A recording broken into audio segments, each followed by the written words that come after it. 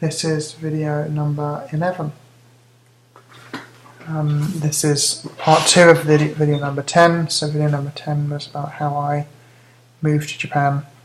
Video number 11 is about what I've been doing in Japan, particularly for the past 10 years. As you can see, I've still got this terrible skin rash, which is a side effect of a drug I've been having with my chemotherapy for my terminal cancer.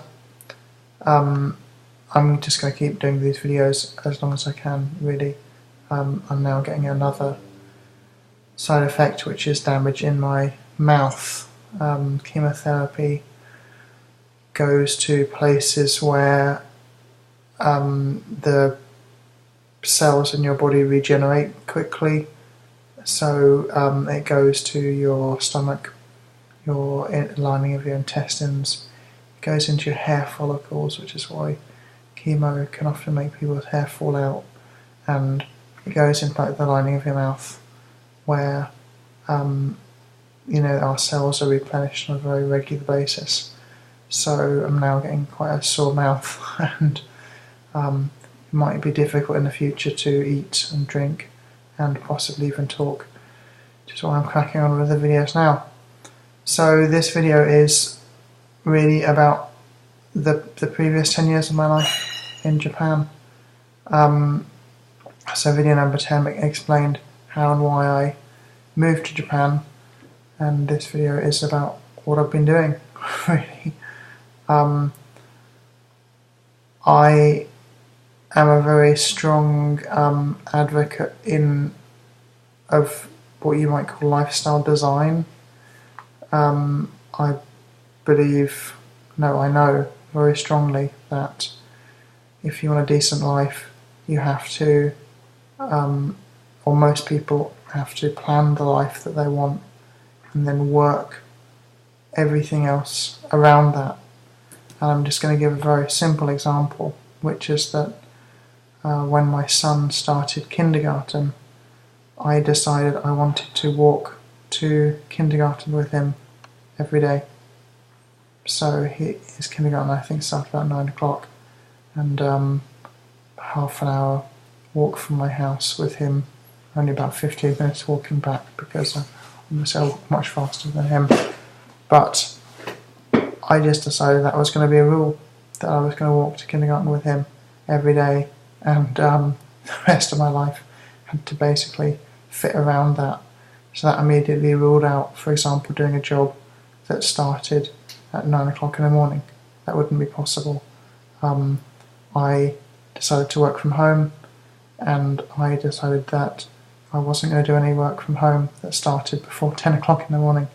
So my work from home in Japan has mainly been teaching English. So I didn't schedule any lessons before 10 o'clock in the morning. So lots of people said, can I come for an English lesson at 9 o'clock in the morning? And I said, I start at 10 o'clock in the morning. So I basically put a constraint on my life, a constraint that was very important for me. And it's hard for people to accept, but that's the only way that the vast majority of people are going to get a life that they're happy and content with. You have to work backwards. You start with the end in mind. I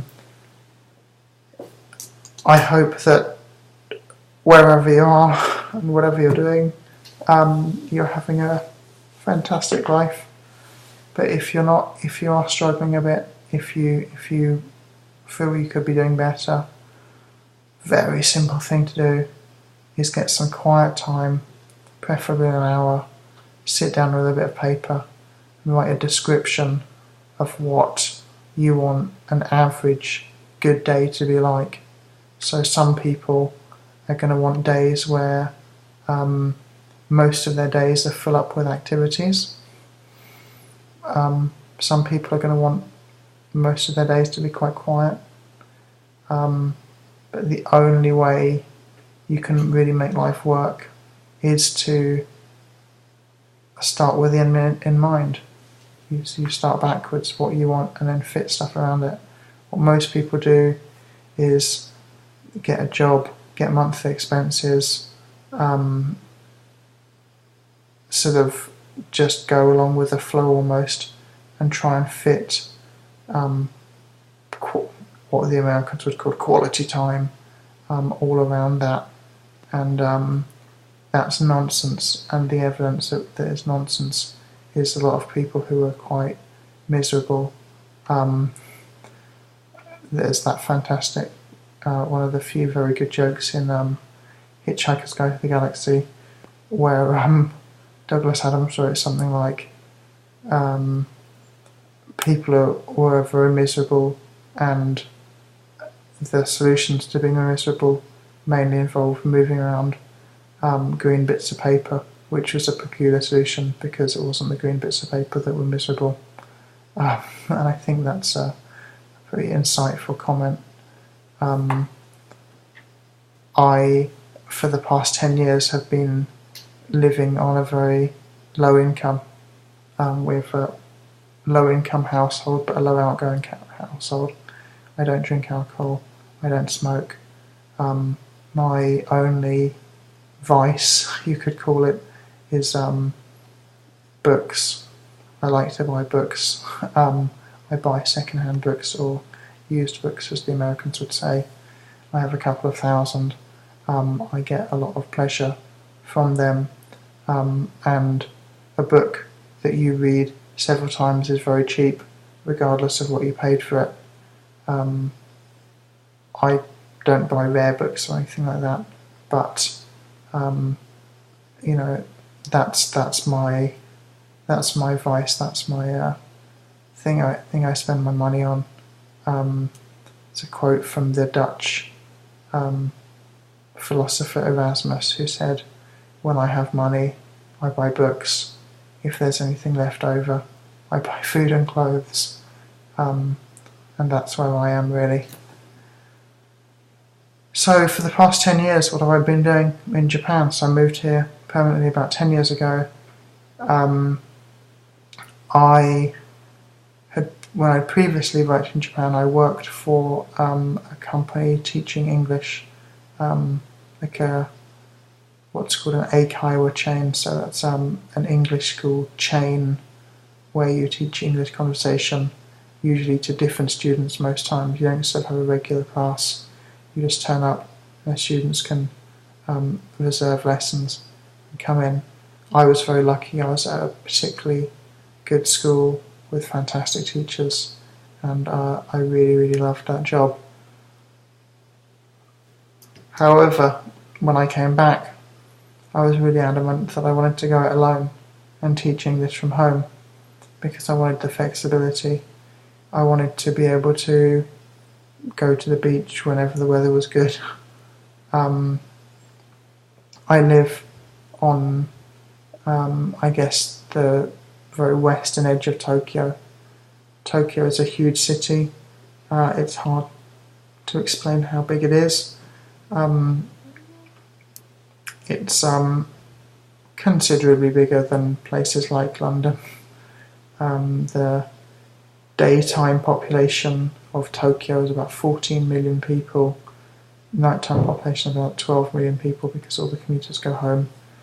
However, Tokyo is just continuous urban sprawl, and it actually connects to Yokohama and makes a conurbation which I believe is the largest mass of humans on Earth, and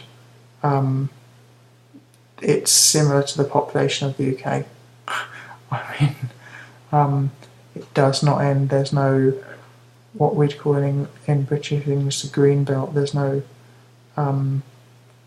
countryside around it. It's just concrete, and which is good and bad. I live in a very leafy suburb of Tokyo, which is really nice. In fact, I live in a suburb of a suburb, very small suburb of a suburb. And for the past 10 years, I've just been enjoying Japanese life. Japanese life, if you're not Japanese, is pretty idyllic, really. I wouldn't want to live here being Japanese, because I'd be working in a big Japanese company under a huge amount of pressure. You hear people in London doing 60-hour weeks or whatever. Well, maybe in the financial industry, that's the norm in Tokyo. That's the norm. A typical office worker with very few skills would be working 60, 65 hours a week, every week. Holiday time is almost non-existent here. There are a few days a year. My parents are both teachers, so my parents had 6 weeks summer holiday with me, for example, and they had these half-term holidays, it's of Christmas or Easter or whatever, which would be 1 or even 2 weeks. And although they worked pretty hard and had to take a lot of work home with them, they weren't doing 60-hour weeks. So we spent a lot of time as a family together. Japan is an amazing country. The best way for me to explain it is that if you're living in a modern country like the US or the UK or most European countries, Japan is 5 or 10 years ahead of you. No, I don't mean that in some hyperbole way or something. Sorry, my English is deteriorating rapidly living in Japan for so long. But I don't mean that in like a hyped up way. I mean it literally 5 or 10 years ahead. So things we have now, you get 5 years later. Japan is a very, very convenient, smooth, safe country to live in. I just love that aspect of it. Children here at the age of 6, 7 years old go to school by themselves, and it's perfectly safe. The accident statistics are similar to England, whereas in England everyone has to drop their kids off at school. My children don't go to school. My son is 7, my daughter is 2, she's going to be 3 next month. I'm, I guess, in a very lucky situation because, it's lucky by design, because I decided to work from home. I can have the children at home. I homeschool my children, and before I had cancer, there were a lot of reasons why I decided to homeschool, or more accurately, I never really even considered sending them to school. Schools here are particularly bad. I'm not a fan of school in general anyway. I think school is going to quite quickly be a thing of the past. Any schools we have in the future are going to be very different from what we have now. So I spend a lot of time with my children. I'm very lucky because when I was working, which I'm not at the moment because of my cancer, but when I was working, I was teaching a few hours a week to get enough money to pay the bills, basically, or just about to pay the bills. I'm not someone who goes out and spends a lot of money, so we have a very low monthly outgoings, but the reward is I get to spend a huge amount of time with my kids, and I'm very close to them, particularly my son. So that's it for this video, really. Please go to my website www.matthewdons.org. Your donation makes a huge difference. Small donations make a very big difference as well, because people see those donations, it inspires them to donate, and if you can write on Facebook or Twitter or whatever that you donated and put the link, that makes a massive difference as well. Another video is coming up very shortly, and thank you for listening.